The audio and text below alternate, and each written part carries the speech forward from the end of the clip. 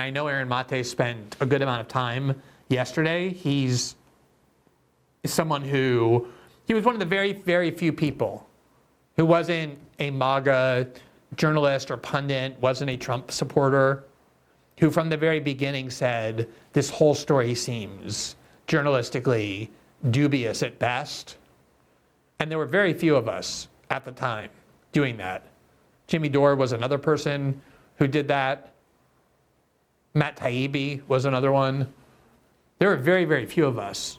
And we all got called fascists and Trump supporters and Russian agents for having questioned these sensationalistic conspiracy theories about the relationship between Donald Trump and Russia, or the role Russia played in the 2016 election, that never had evidence for them, that were all fueled by very familiar anonymous leaks from the CIA and the FBI and the rest of the national security state that hated Trump to the papers to whom they always leak when they want to manipulate the public, which is the Washington Post and the New York Times, which then gave themselves Pulitzers for having done so.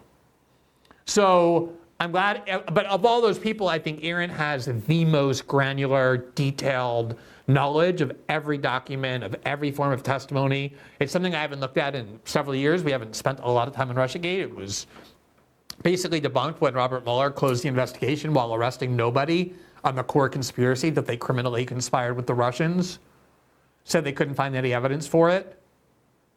And of course, there's been no accountability. Those very same people lied in 2020 when they said that the Hunter Biden laptop was Russian disinformation, exactly in the same way. No accountability for any of that. But I haven't spent all that much time engrossed in Russiagate documents like I used to do all the time when I was reporting on it.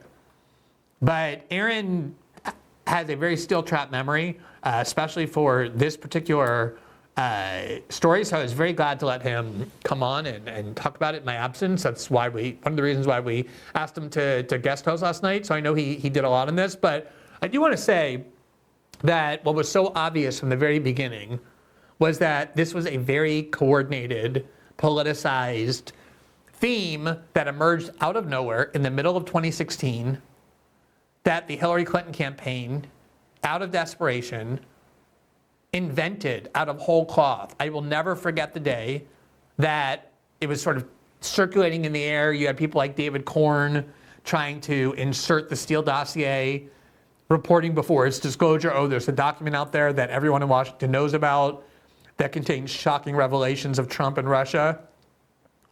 And that was all part of the effort to try and lay the foundation for this. But the Hillary Clinton campaign released this ad with this very sinister baritone and this very dark music and these very grainy photos saying, what does Donald Trump and the Kremlin, what are they doing in secret? What is this relationship that they have? And I was just so amazed because not only was there no evidence for it, zero, none, it never even made sense on its own terms. Like, why, if the Russians wanted to hack the Podesta and the DNC emails, would they have needed the assistance of the Trump campaign? How would the Trump campaign have helped in any way in that hacking?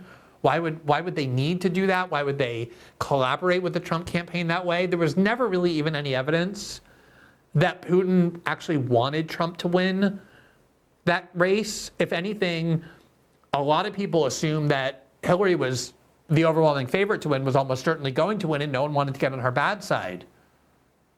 And no one thought Donald Trump could win. And the idea that the Russians would go so heavy never made much sense. But even more so, there was never any evidence for it that it came from Putin, that even if the Russians had been mucking around in the election, that it came from Putin, that it was some sort of big master plan that had any effect on the election. There was never any evidence for this. But the intelligence community went all in because they were petrified of Trump. They hated Trump.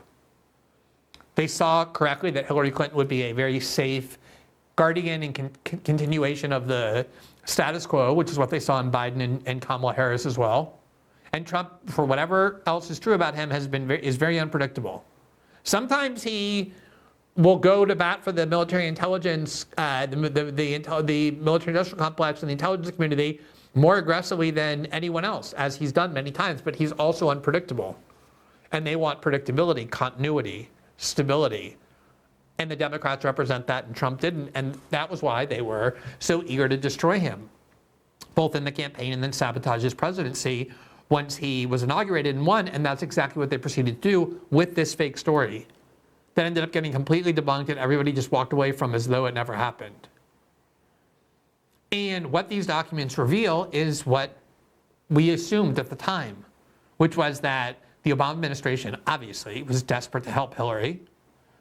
It was the CIA under John Brennan, an extremely politicized, corrupt, and dishonest actor that Obama first had as national security advisor and then installed as CIA chief, that led the way in concocting evidence. They had James Clapper there too with the history of lying. Those were the people running the national security state. And they were open partisans. Remember, these are the same people who ended up among the 51 intelligence officials in 2020 who lied with that letter blaming the Russians for the Hunter Biden laptop and calling into question its authenticity right before the election because they were petrified it would help Trump win and Biden lose. So their politicized motives are beyond question. Same with James Comey at the FBI. His hatred for Donald Trump has become legion. And these were the people who took the best assessment of the U.S. intelligence community, the analysts and the spies who were saying, there's very low confidence that Russia really did anything here. We're not sure that they were the ones that did the hacking. There's no evidence that Putin even has a preference, let alone that he's pursuing some master plan to implement that preference. And Obama basically ordered Brennan and Clapper to go back and take another look, meaning to revise what their own intelligence professionals were telling them. Exactly what happened, by the way, with the Iraq War. When there were all sorts of analysts inside the CIA telling Dick Cheney and the Pentagon, Paul Wolfowitz, that they did not believe that Saddam Hussein had an active WMD program. You may remember the very bizarre story in Pat Leahy's memoir where he says he was jogging on the street with his wife or walking on the street with his wife, and these two guys who he didn't recognize came up to them as joggers and kind of whispered in Pat Leahy's ear, like, hey, take a look at file number 14 in the CIA briefing that you have in the Senate. And he went and looked, and it was filled with documents calling into serious doubt the WMD claims. And then they did it a few days later and said, have you taken a look at file 6? And he went there and found even more convincing evidence. He did end up voting against it, but never revealed to the public that those documents were there, let alone that any of that happened, because he was too much of a coward. But he did write about it in his book. So there were parts of the intelligence community, the parts that were the actual professional analysts who resisted the idea that there were weapons of mass destruction. And that's when they got George Tenet, the CIA director, to say, oh, it's a slam dunk. They created their own intelligence teams who were ideologically driven, who would give them what they want. They had Colin Powell go to the UN and use his credibility, squander his credibility to represent that fake evidence, that fake intelligence. This is exactly what happened here. The intelligence professionals with no real stake in the game, career intelligence officials, were saying there's really not much here, not very much at all that we could actually provide you to bolster these conclusions. And they just went back and found whatever they wanted and concluded whatever they wanted and started leaking it to the Washington Post and the New York Times. And it became something that was considered not just possible, but basically proven truth. And the idea that Trump and Russia were in bed together, that Putin had blackmail leverage over Trump, became the leading narrative of the Trump campaign and the Trump presidency for the first 18 months through the Mueller investigation, drowning out all of our other politics, an utter and complete fraud and hoax. And we now see the actual details of what happened that, for me at the time, were extremely obvious, extremely visible. But the rest of the media, other than the few exceptions I named, there were a few others. And there were some right-wing reporters doing excellent work, Molly Hemingway and Chuck Ross doing like real day-to-day reporting, a couple others as well. But most of the media just didn't tolerate any kind of questioning of the Russiagate narrative. There was no place other than Fox News to go and question it or criticize it.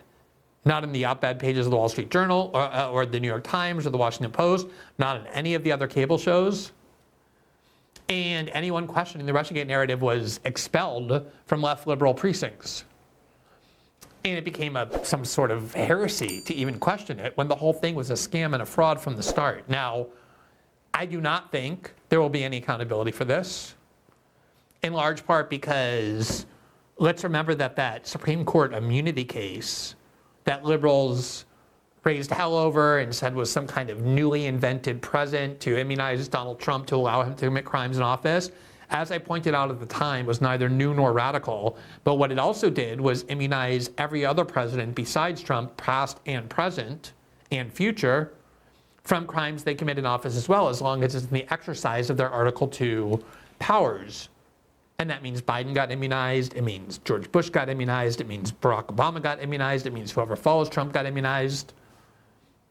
And whatever else is true, clearly everything that is being accused of, everything Barack Obama is accused of having doing, was in the exercise of his Article 2 powers, namely overseeing and directing the intelligence agency. Even if he did it corruptly, even if he did it criminally, the scope of the immunity from the Supreme Court was so broad that it said basically that anything that you do in the scope of the exercise of your legitimate powers under Article 2, even manipulating intelligence, is not subject to criminal prosecution, because that would be a violation of the separation of powers by having the judiciary punish presidents for the exercise of their Article 2 powers. That's what the Supreme Court decision was.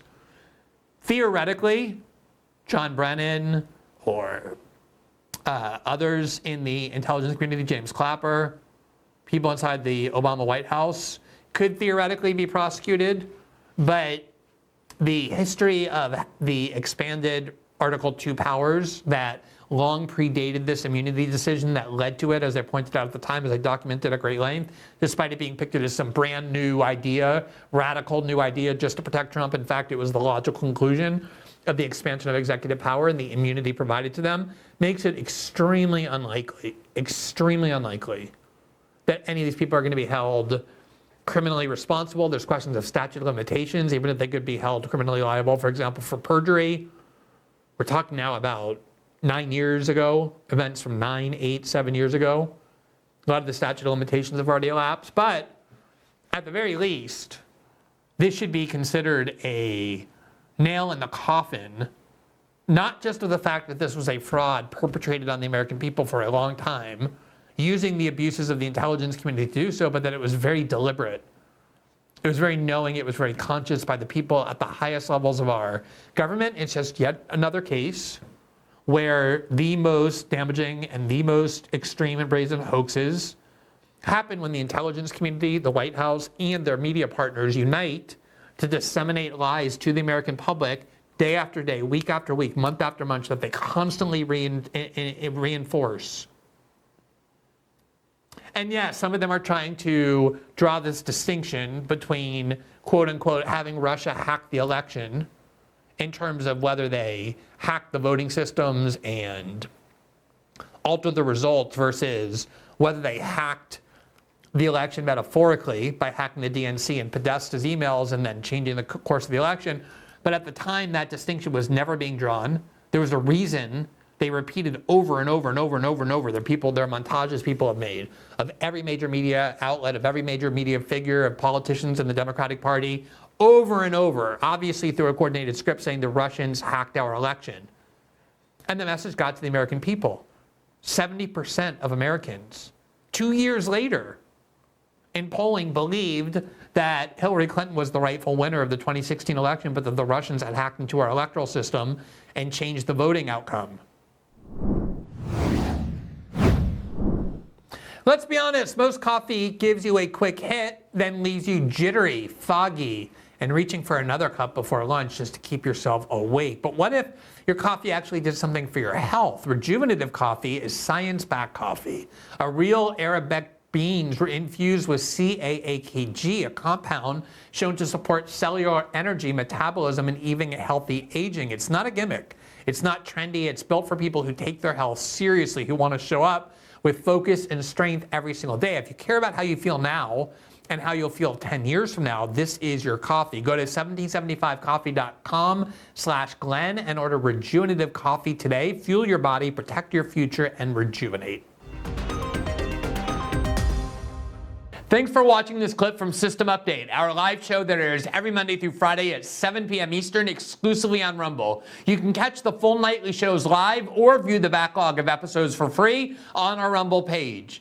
You can also find full episodes the morning after they air across all major podcasting platforms, including Spotify and Apple. All the information you need is linked below. We hope to see you there.